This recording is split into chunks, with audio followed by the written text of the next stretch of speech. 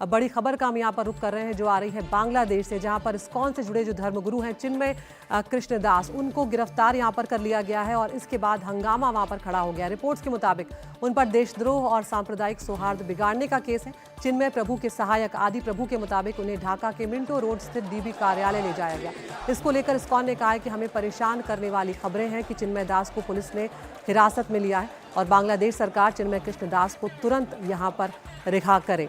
हमारे साथ प्रोफेसर संजय जो है वो बने हुए हैं। प्रोफेसर संजय, चिन्मय दास के खिलाफ हुई इस कार्रवाई से बांग्लादेश का जो हिंदू समुदाय है उसमें आक्रोश है। सैकड़ों लोग जो हैं चटगांव के चैरागी पहाड़ चौराहे पर सड़कों पर उतर आए। किस तरह से इस वक्त आप बांग्लादेश की स्थिति को देख रहे हैं?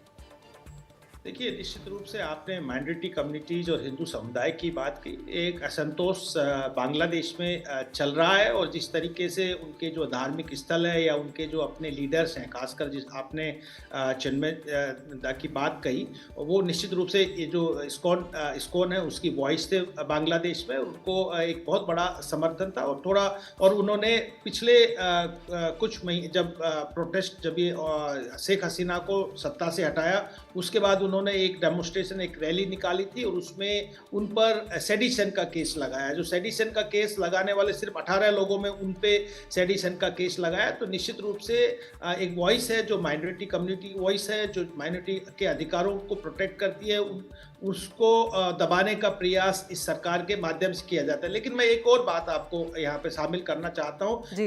ये सिर्फ लड़ाई सत्ता के खिलाफ और ये रेडिकल्स के खिलाफ चिन्मय दास की नहीं है। वहाँ पे जो लिबरल, डेमोक्रेटिक, सेकुलर मुस्लिम लोग भी हैं जो बांग्लादेश की जो एक बंगाली वॉइस है, जो बंगाली संस्कृति की बात करती है, उनके खिलाफ भी दमन चल रहा है। तो ये जो दोनों फोर्सेज हैं, चाहे वो माइनॉरिटी कम्युनिटीज हो, चाहे ये जो संस्कृति, बंगाली संस्कृति को प्रोटेक्ट करने वाले लोग हैं, उनके खिलाफ जिस तरीके से सेडिशन का और अत्याचार चल रहा है वो निश्चित रूप से एक अलार्मिंग है। और मोहम्मद यूनुस निश्चित रूप से एक प्रोग्रेसिव और नोबल लॉरेट है, लेकिन उनके पीछे जो शक्ति है वो रेडिकल्स और जो जमात के लोग हैं वो सत्ता को चला रहे हैं। वो उनके इशारों पे मोहम्मद यूनुस और उनकी जो केटेकर गवर्नमेंट है वो काम कर रही है, जो कि एक चिंता का विषय है। और बांग्लादेश में जो लोकतंत्र और जिस स्पिरिट के लिए 1971 में उन्होंने जो कुर्बानियां दी थी, 30 लाख लोग मारे गए थे, उस पर एक बहुत बड़ा सवाल आ रहा है।